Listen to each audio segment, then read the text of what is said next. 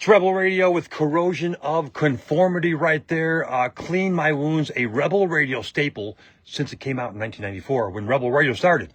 SOD before that, Stormtroopers of Death, Milano Mosh, Accept, Balls to the Wall, Darkest Hour, Knife in the Safe Room, and the Rods Shockwave in that set. I'm Scott Davidson, just walking the door from some meetings in Chicago, joining my good friend, CEO, the man, the legend, the myth, Brian Slagel from Metal Blade Records. Brian, thank you for calling in. Yeah, man, thanks for having me. And this is your second time calling in. You called in about, I think, 10 years ago. Maybe Sounds 10, about right, 10, like 10, 12, 15 years. When you're doing it for 43 years, it's hard to keep track of all that stuff, right? Yeah, it's hard to keep track of what year, what things happened, for sure.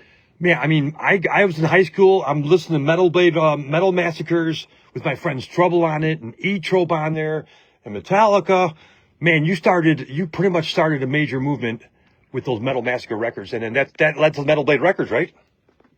Yeah, I couldn't play anything. I have no talent musically. The only way I knew how to help was do anything else I could. So I was doing a fanzine, and I was working at a record store, playing tons of metal. I was helping the local radio station play their metal program, their metal show. And then I decided to put out a compilation album, and that became the Metal Massacres. And I never intended to start a label, but it just kind of fell in my lap, and I was like, well, I guess I'll try it, see how this goes. And then how did you come up with the name Metal Blade Records? Well, I originally wanted to call it Skull and Crossbones, but the bass player from Blondie had just started a label called Skull and Crossbones. Well, that's wild, right?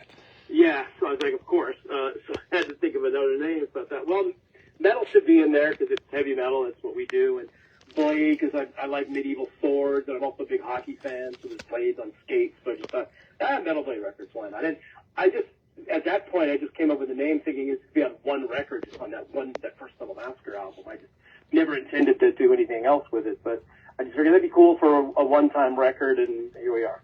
Awesome. Now, my friends Trouble in Chicago, they sent you, a cassette? Back in the day, Yeah, they sent me a cassette. It was mostly live stuff. It was like one full live concert. Wow. And then there were some demos and stuff. There was a lot of songs, I remember. And I just put it on. I'm like, oh my gosh, this band is incredible. So, called them up, started talking to them, first, wanted to get them on a Metal Massacre album. And then we're like, hey, I'd love to make a record with you guys somehow. And we couldn't really do it in Chicago because the studios were so expensive. So they agreed to all pile in a van and drive all the way to Los Angeles and record out here. Wow, that's amazing. You've discovered so many great bands. What's your, you know music. I mean, that's Slayer, Metallica, all these great bands, Amon Amarth. You got King Diamond and still Metal Blade, right? Yeah, King Diamond and Merciful Fate, both on Metal Blade, sure. That's awesome. I'm just a music fan. I've always been a fan. I love the music, and luckily, whatever I like, other people seem to like. So it's really just all about being a fan. And like I said, luckily, my taste jives with a lot of other people's tastes. So it's worked out okay. That's huge. So to buy, it's metalbladerecords.com. You want to go buy a release, digital download, CD, vinyl. You got it all there, right? Yep. There's links to everything there. You can listen to anything. There's links to all the streaming stuff. There's links to our store where you can buy, vinyl, CDs, shirts, anything and everything. Where would you say the most popular of buying right now? Is it the website for metalbladerecords.com? Is it store still? Is it Apple, iTunes? What is the best sells? I mean, yeah, it's everything. I mean, obviously streaming is the biggest thing now. That's probably, I don't know, 70 or maybe 75% of all of our stuff. But we still do a lot of physical product. We do physical vinyl and CDs pretty much on every release. A lot of that stuff's like, Germany's the biggest market for physical product. They still love physical product over there, in Europe in general. But we still sell a lot of CDs, a lot of vinyl in the U.S. There's a ton of really, really great, small record stores. I'll give a shout out to my buddies at Bucket of Blood in Chicago. They're awesome. Yeah, that place. I like that place. Yeah, I've gone there a bunch of times. Yeah, they have great stuff. There's record stores all over the country that sell all this stuff, and it still does really well. I mean, it's still really, really well with vinyl, which is kind of amazing. And Brian, vinyl outsold CDs the last few years, right? Yeah, Well, the weird thing is that I forget which, it might have been last year or the year before, not the actual units, but the overall gross amount of vinyl was sold was more than what was selling back in the 70s and 80s when vinyl was the big thing. Wow. So a revival of vinyl. That's cool. I still see some cassettes. I still see some cassettes here and there too. Do you sell any cassettes? Yeah, we do cassettes here and there as well. I don't know. I mean, that's the weirdest thing. Yeah, right. I guess some people still have cassette players, and I think a lot of them just for the novelty. But yeah, we'll do cassettes here and there. We don't do a ton of them, but we do them. You know, we do them one every probably 10 bands or something will want to do cassettes. So yeah, why not? It's fun. We got a cassette player here in the Rebel Radio studio, but I don't use that much. But I do have 4,000 cassettes plus, at least, maybe more. Crazy. Yeah, I've got tons of cassettes too. I still have a cassette player in where all my music stuff is on stereo. So when you listen to something, do you listen on vinyl, digital? What's your main listening? Well, it kind of depends. I mean, mostly I'm listening to the streaming or just stuff I've downloaded off of iTunes because when I travel, it's just easy. It's in your phone and all of that sort of stuff. And, you know, if I'm at home at night, I'll just listen to headphones. But I do love to listen to vinyl. That's probably what I listen to secondarily the most. I have a whole spot where I have all my music collection, and I love listening to vinyl over there. So I do that as often as I can. But otherwise, I'm just listening to stuff on my phone on my Motorhead headphones. Your Motorhead headphones. Isn't that cool? All these bands got their like Testament headphones and this headphones, and that's pretty cool. Yeah, I don't know why, but those to me, and they're the old, big, over-the-year things, and they're all, it's probably been 15 years or so since they stopped making them, so I've been buying them on eBay whenever I see ones to make sure I've got enough good ones. But Lemmy, and one of my buddies who works with Lemmy told me that Lemmy was really involved in making those headphones and wanted metal to sound really good on there. He did a great job. I love those things. That's cool. And we still keep getting tons of great Motorhead coming out. Muncie Ricky from Skateboard Marketing right now is pushing a Motorhead release right now, and they're in our top 10 for the last 3 or 4 weeks already. Yeah, it's cool that there's still stuff flying around out there that's good enough to come out. I mean, look, you know, keep the legacies of all these people alive. It's awesome. Now, Brian, you have a show too, right? Like, was it a radio show? Podcast, yeah, the podcast. And how do our listeners listen to that? Yeah, so it's called 100 Songs Define Heavy Metal, and it's available anywhere where you listen to podcasts. It's distributed by Pantheon Media, who do the Metallica podcast. And it's fun. The latest one that came out this week is Scott Ian and I talking about Sin City by AC/DC, because Power is both of our favorite records. Wow. It's fun. We just talk about, you know, a song that we feel is important to metal. We talk about song, and we talk about production parts of it. It's fun. It's a lot of fun to do, and it seems like it's doing pretty well. But yeah, just anywhere you listen to podcasts, you can listen to that. Very cool. Scott Ian called in here about a year ago. Not even. Of course, he's got Anthrax, new album coming out. He's got he's playing with Mike Patton still, right? Yep, Mr. Bungle, absolutely. Mr. Bungle. He did. I went to Milwaukee Metal Fest last May. I saw him play with SOD. That was cool. Yeah, that's amazing. Those guys are back playing it. And his son was playing. I heard you just played it too, which is great. Yeah, his son played drums too, and he was. I'm a drummer for 45 years, 50 years. I lost track. His son was great. Did a great job. His son plays everything. Yeah, guitar too. His son is scary good. I was just hanging out with them the other night. There was speaking of Chicago, there's a phenomenal restaurant in Chicago named Ever. It's a Michelin-starred restaurant, and the whole big to-do. And the chef there, Curtis Duffy. Yep, metalhead. He wrote a memoir, and they had a book signing at Book Soup in Hollywood, and they wanted me to host it, so I went out and hosted it. And they had an after party, and Scott was there, and Revel was there. And I'd seen Revel since he was, you know, probably about 2.5 feet, 3 feet tall, almost as tall or taller than Scott Ian. But I told him, I said, yeah, the next generation. No pressure on you at all, but you're the next generation. So that's awesome. You'll be signing him soon with his new band, right? It's very possible. He could probably do his own band, guitar, drums. I haven't heard him sing yet, but yeah, he could be like Wolf Van Halen. Yeah, do the whole thing. Did you go to Ozzy's Back to the Beginning? No, I did not. Neither. That's the question Ricky's asking me about. I didn't go. I mean, for a couple of reasons. Number one, I'm super busy, so like trying to go to Europe for a week. At least a week, right? For my schedule. Number one. Number two, half of the people that run Metal Blade Records were all there. So That's I cool. figured somebody's got to stay behind in case some disaster happens. Definitely. So I'm bummed I didn't go, but I watched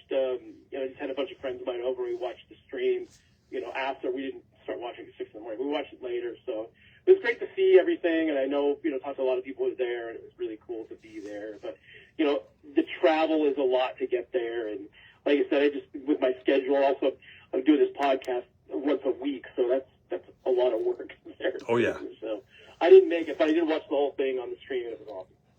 And, of course, Pantera played, and today is Dimebag Darrell's birthday. What story do you have with Dimebag Darrell?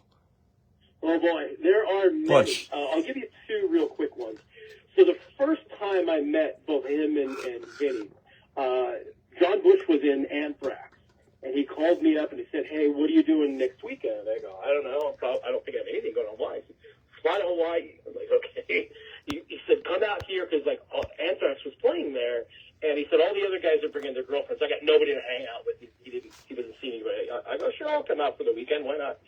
Go to Hawaii for the weekend. So I fly out there, and this is the day before cell phones and the internet and all this stuff. So we find out that Pantera is playing the same weekend. They're playing a different venue, but Anthrax is playing Friday. I think Pantera's playing Friday and Anthrax Saturday, something like that. Okay. So we fly out there, and we ended up going jet skiing with those guys and hanging out with them. But the very last night, we all took over this dance club. All the guys in Pantera, all the guys in Anthrax are crews and everything. There's probably 35 of us. We just took over this place. And Dimebag, this is what Dimebag would do. He would go up to you, and he had a bottle of Jaeger. He's like, "You're drinking it or you're wearing it." So you had to drink it. I missed 2 flights in my entire life. And one of them was the flight I was supposed to take the next day to go back to L.A. because I was so hungover. I didn't wake up until 3 o'clock in the afternoon. It was a fun night, though. Another great memory I have is when I think it was Reinventing Steel that was done. I was hanging out with those guys at their infamous place in Dallas. Yep. And we're drinking and having a good time. And John goes, "You want to hear the new record?" I'm like, "Sure." So we went out in their limo, the famous Pantera limo, and he played me the whole new record. And I love that record. That still is one of my favorite Pantera records. I love that. But Which one they play you? Such a fun, super great guy. He would also, those guys, obviously, the story, they drink. And they would drink during the day. I'm not a day drinker at all, but I'd see those guys drink a bunch and then go up and just destroy. I know. How they do that? I couldn't understand. Yeah, how do you do that? But one of the nicest people I've ever met. Just a sweet guy, super nice to everybody. Same thing with Vinny. So it's sad they're both gone, but I will definitely be raising a black tooth tonight. I'm going to see a comedian tonight. Carlos didn't see it, so we'll be doing that. Cool. We'll be doing some shots for Dime tonight for sure. And Brian, you said that they played you the new album at the time in their limo. What album was that? It was Reinventing the Steel. Oh, wow. Okay. The big one, the last one. Cool. I jammed with Pantera. I told his owner of a bar called Chances Are in Palatine, just west of Chicago, 1990. He goes, "Scott," he pulled me in the office, "I want to book a band. It's going to be big one day." I go, "Pantera." He goes, "Who?" "Pantera." 2 weeks later, he goes, "I booked that Pantera band so your band Stonehenge could open up for him." I go, "Cool." So after the show, we played at 10, and Pantera at 11:30. Bars open till 2 in the morning or 4 in the morning. So at 2 in the morning, I had another band that we closed the show, and then I ended up jamming with Dimebag Darrell and Rex. We did AC/DC, Sin City, and we did an improv of some pre-songs and stuff too. It was awesome. Those guys were always super cool, and they remember me every time after that, whether it was a huge show in Chicago or whatever. Always cool. Yeah, the best dudes. Very cool. Talking to Brian Slagel from Metal Blade Records, keeping metal alive for 43 plus years. And you got the podcast going on. What else you got going on? You got, of course, signing new bands. You're always looking for new bands. You got now to send a lot of good bands here in Chicago. You told me off the air to send it to what do you want? 1 song, 2 songs, 3 songs? What's the best way to Trouble Soul? Send a whole live album. That's the thing. Yeah, that was a lot. That was old school. I think 2 or 3 songs. 2 or 3 songs. And if you want more, then you'll ask for more, right? Yeah, I mean, if we like it, then we'll clearly ask for more. But that's always good because you get so much stuff. It's hard to listen to everything, and we're honestly probably not going to get past a couple of songs in the first listen anyway. When I saw you at the 2010 record convention thing, it was in at Columbia College, and you were saying back then I was looking for the new Judas Priest, Iron Maiden time. It's 2010, 15 years ago. What are you looking for now? And by the way, right after that, maybe 2 years after that, we found the next Iron Maiden, Judas Priest, arguably, if you could argue about it. But Ghost, who of course is now massively huge, and I just saw them a couple weeks ago, and they were a band you either love them or hate them. I absolutely love them. But we're just look. I mean, there's so many different things, genres out there now. So we're always trying to look for something that's a little bit new. It's all going to be heavy, obviously, and whether it's traditional metal or whether it's deathcore or synthwave or there's a whole bunch of these other really cool bands that are kind of like more doomy now. So it's just anything that's interesting and different. I just don't want to hear. We don't want to hear bands that just sound like somebody else. Don't sound like whatever your influences are. That's great, but don't sound like. Have your own sound. Take them and make your own sound and your own style if you can. Definitely.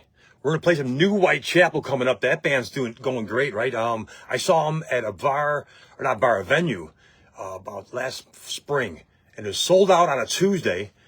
It was a sold out show, and it was like sold out in advance on a Tuesday. The place holds like almost 5,000 people. That was awesome. It was. It's amazing. This new record is just so insane, and a lot of people talking album of the year and all that sort of stuff. And I'm not going to disagree with that.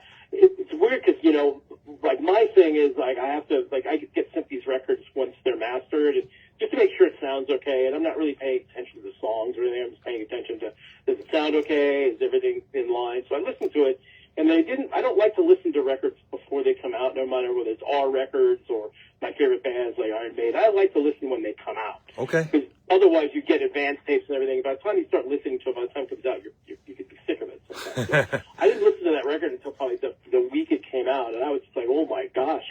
I didn't really realize how heavy the record was. It's so insanely heavy. But it's great. It's doing really well for them, and super happy for those guys. They're great dudes. I think there's a tour with Lorna Shore last year. It was like four bands. Kubla Khan might have been on too, maybe. Yeah, and they're going out with Lorna Shore again next year as well. Awesome. What a great. I mean, this place holds 5,000 people. Sold out on a Tuesday night in Chicago. Sold out. They could have sold a lot more. I saw a lot of people walking up trying to get tickets. They couldn't get tickets because they didn't buy them in advance. Yeah, that's awesome. Love to hear that. Metal is still live. Back in when we started in '94, a lot of people say, "Oh, it's the wrong time to do metal." You were told back in the day to change the name from Metal Blade Records, right? People were saying, "Oh, metal's not in no more. Change your name," right? Yeah, we heard that a lot over the years. Where the funny story about that was, so back in the '80s, I had discovered DRI and COC, who you played earlier. Yes. And they were both underground punk bands. And DRI I discovered through Slayer because those guys had first heard about them. So I went to both bands and said, hey, I'd love to work with you guys. I'd love to sign you guys. And they said, we can't sign with you. I go, well, why not? So because you're a metal label. And that was back when punk and metal were two completely, basically, genres that didn't get along. And punk fans didn't like metalheads and vice versa. So they're like, we can't. We're a punk band. We can't do that. I said, well, what about if I just started a new record label with a different name and didn't sell anybody who has Metal Blade? They go, okay. So that became Death Records, and we signed COC, DRI, Dr. No, The Mentors, cool. Cryptic Slaughter, the Goo Goo Dolls, because they were a punk band back then. So, but I think people have said to change names sometimes, but I'm like, it's too late now. Way different today on 2025. Metal and punk have, embraced each other, it seems like. Oh, for the most part. 100%. I mean, that's, you go back to those early bands like Metallica and Slayer in particular. I mean, there's so much punk influence. Oh, yeah. Hetfield loved, the Misfits and a lot of that punk stuff. And Jeff Hanneman was a huge punk fan. I mean, I grew up a huge punk fan. I used to go to the whole L.A. scene when it was, Black Flag and the Germs and, the Go-Go's were there. The Dead Kennedys, even though from San Francisco they come down once a month. X. There's a whole punk scene in L.A. I guess I didn't have long enough hair, so I didn't get in trouble at the punk rock shows. Nobody bothered me. but I knew not to wear a metal shirt. It's Rebel Radio. Scott Davidson talking with my good friend Brian Slagel, Metal Blade Records. Try and get signed if you're a Chicago band or any band anywhere. We're on the web. We're streaming. Brian, we've been streaming all over the world since 1994, before all these big corporate multi-million dollar stations. So we've been streaming since 94. 24/7. That's awesome. Trendsetter. I like it. 24/7, 365. We're on AM 1500, FM 92.5, and we're keeping metal alive here in Chicago, Wisconsin, all over the world at rebelradio.com. You're keeping it alive by putting out great bands all the time.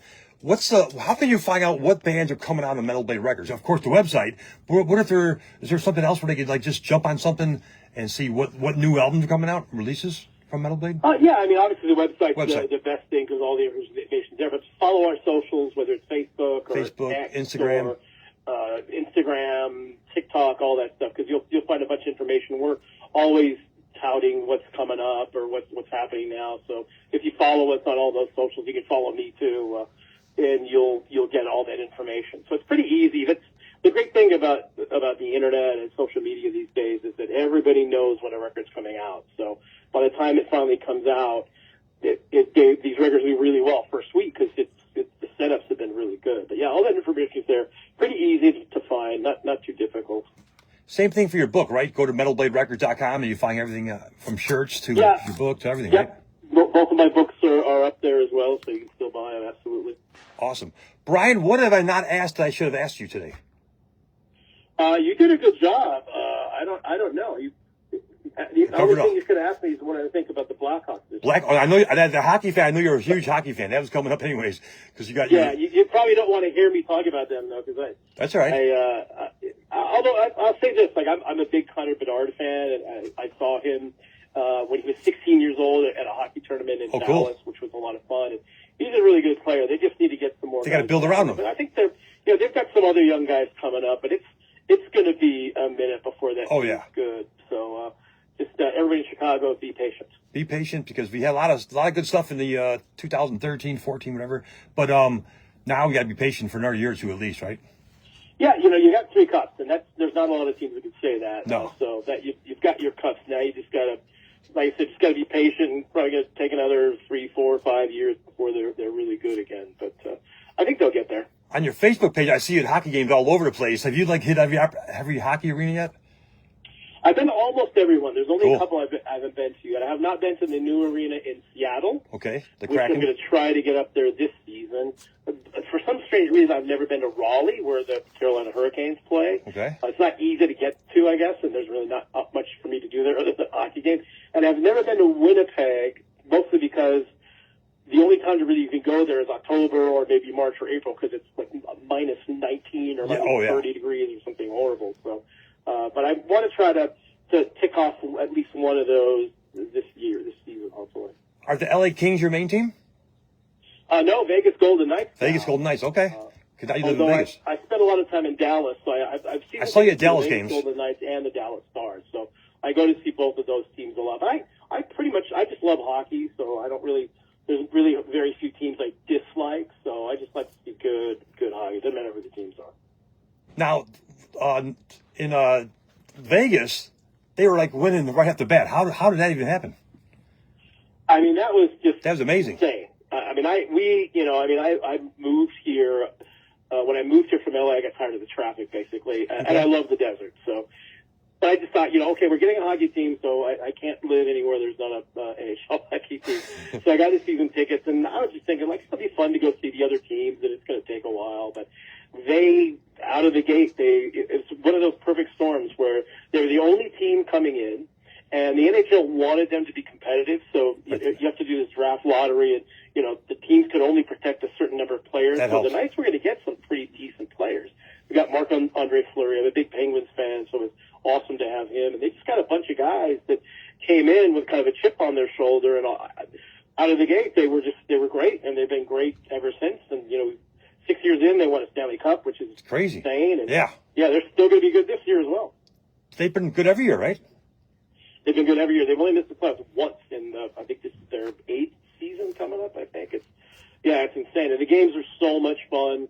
Like Vegas does it right, the whole show beforehand, and it's a lot of fun to go to games here. So we're lucky out here in Las Vegas. The Raiders moved to Vegas. Now the baseball team, the Oakland A's, are in Sacramento, and they're going to become the Vegas next year or the year after? 2 years? I'm not so sure about that. The owner, who's not the best owner, as of right now, from what I understand, he's about $1 million short on trying to build this stadium. The stadium. So they're at least 3 years away if they even get it built. A lot of people here in Vegas don't think it's going to happen. And now they're playing. They get a baseball team here, but probably not the A's, which I think pretty much everybody in Las Vegas is happy about. And now they're playing expansion team. They're playing in like a minor league stadium, right? Yeah, in Sacramento, and they might stay there. I mean, I don't know. It's bizarre where you've got a season where the Tampa Bay Rays are playing in a minor league stadium, and they're just the A's. They're not the Sacramento A's. They're just the A's. It's weird. Wow. All right, so we got new Whitechapel. What other new releases should our audience right now, Rebel Radio listeners, be buying at the music stores or online, or what's? Well, there's a bunch of cool stuff we've got out. I mean, if you haven't gotten the new Kill Switch Engage record yet, that's really good and has done really, really well. There's a new record from Rivers of Nile, which is really cool. Another band called Legion, which is really cool. We've got stuff coming up from a really cool new band. Well, not new, but new probably to a lot of people. Mantar, and this really phenomenal band from Nashville, Tennessee called Entheos, and they're deathcore band, I guess, with a female lead singer who's just amazing. And she's a social media whiz. I think she's got 500,000 followers on TikTok. Wow. And maybe that just as many on Instagram. It's pretty insane. So there's a lot of good stuff coming up. And there's another band that actually Bruce Dickinson, who I'm seeing here in Las Vegas on Saturday night, he has talked about them several times. The French band called Igor, Igorrr. Oh, I love that band. Great band. It's hard to describe them. They're very different, but they've changed too. I saw them at Reggie's a few years ago, like 17, 18, whatever. We were blown away the first time I seen them. But it's like a DJ programmer playing all the guitars and stuff. Now he's playing guitar and programming too. I saw him at Bob Lounge. What a great band, Igor. And there's a new Amanda Mars song and video as well called "We Rule the Waves." We put that out right before they are out right now, opening for Pantera, which is pretty cool. That's a great tour for them. They just put me on a list for Milwaukee. I saw them in Chicago too, but they put me on a list for Milwaukee about a week ago. That was awesome. 2 weeks ago today. Nice. Yeah, I haven't seen that tour yet. I'm going to see it hopefully next week in LA and Vegas. Cool. Brian, thank you so much for taking time to call Rebel Radio. What do you want to say to our listeners here in Chicago, Wisconsin, and all over the world before that you go? Yeah, just thanks everybody for all the support you've given to not only Metal Blade, but metal in general. I mean, we can't do this stuff without all of you guys. So thanks to everybody, and keep listening to metal and keep supporting metal. I'm going to put you on the spot. I want you to be the DJ, introduce this new Whitechapel song, and it's a title track. Take it away, buddy. We'll see you soon, hopefully, when you come to Chicago. Absolutely. And here we go with the title track off the great new Whitechapel record. This is Hymns in Dissonance. Right here, Rebel Radio. Thanks a lot, Brian. Thanks, man. See you later. Take care. Bye. Have a good one, Brian. Talk to you next time. Bye. We got Whitechapel on right now on Metal Blade Records here. We're live on Facebook. Thanks to Brian Slagel from Metal Blade Records for calling in. Thanks to you for listening. This is Whitechapel, Hymns in Dissonance on Rebel Radio with Scott Davidson and Brian Slagel.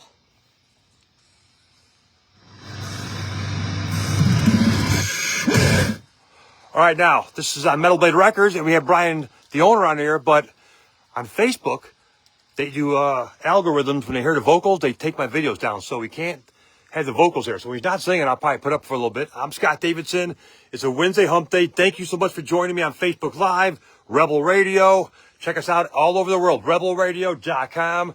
This is New Whitechapel. New Whitechapel. Check it out. Pick it up. Support the bands. Support Metal Blade Records. And support Rebel Radio, of course. This is Whitechapel on Metal Blade Records. Pick up their latest release. This is live, but also being recorded here.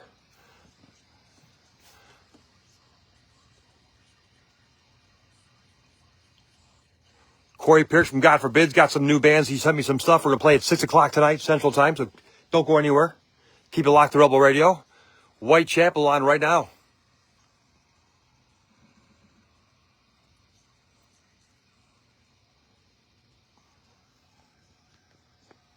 Like I said, when the vocals are going, Facebook will take this video down in a second, so I got to try and get the vocals out of there, unfortunately, to keep this video up, at least for 30 days, right?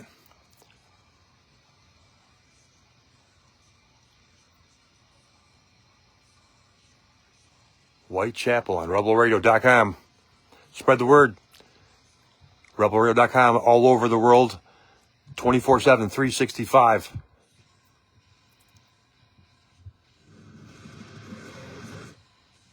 We're still watching the brand new Whitechapel video here. Brian Slagel picked this band out. Check out his podcast as well. Brian Slagel, Metal Blade Records.